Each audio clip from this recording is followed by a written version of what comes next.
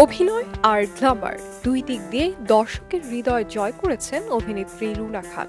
2 দশকের ক্যারিয়ারে তিনি যেমন পর্দায় সাহসী চরিত্রে উপস্থিত হয়েছেন, তেমনি বাস্তব জীবনেও নিজের বক্তব্যে সাহস দেখিয়েছেন। পরিচালকের সঙ্গে প্রেম, বিয়ে, পরকীয়া এমন ব্যক্তিগত মাধ্যমে অধিকাংশ নারী সহকর্মীর ক্যারিয়ার গড়ে উঠেছে। সম্প্রতি এমন মন্তব্য করে আবারও আলোচনায় এসেছেন রুনা খান।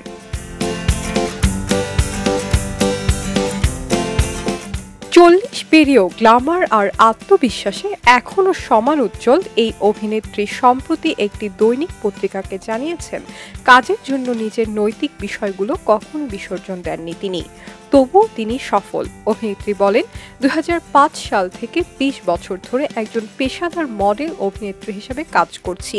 এই দীর্ঘ সময়ে আমার কাছে যেসব কাজের প্রস্তাব এসেছে তার মধ্যে যেগুলো ভালো লেগেছে কেবল সেটাই করেছি।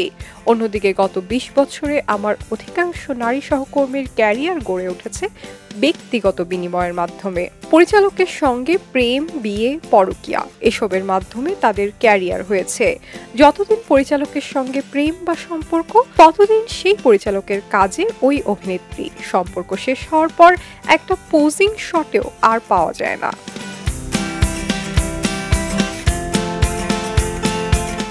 সাম্প্রতিক সময়ে সমালোচনার মুখে পড়েছেন এই অভিনেত্রী।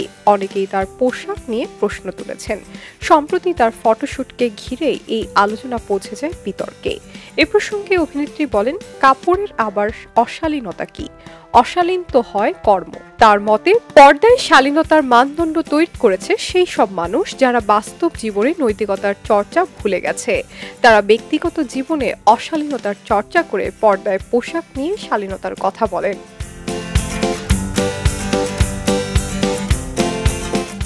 যারা আমার পোশাকে অশালীনতা দৃষ্টিভঙ্গিটা তৈরি করেছেন, আমি তাদের মতো নই।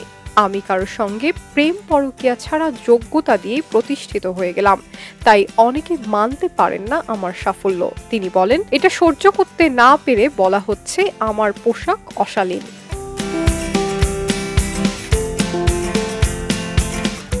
সমালোচনা, বিতর্ক আর সাহসী উচ্চারণ সব মিলিয়ে রুনা খান আজ এক অনন্য নাম। পর্দায় তিনি যতটা গ্ল্যামারাস, বাস্তবে ঠিক ততটাই স্পষ্টভাষী তিনি। পক্ষপাতের ভিড়ে আজ থেকে কোনো পক্ষ নয়, খবর হবে নিরপেক্ষ। বানোয়ার তথ্যবাদ, খবর হবে নিখাদ। ভেঙে গুজবের শিখ, খবর হবে নির্ভীক। খবরের কাগজ, নিখাদ, নির্ভীক, নিরপেক্ষ।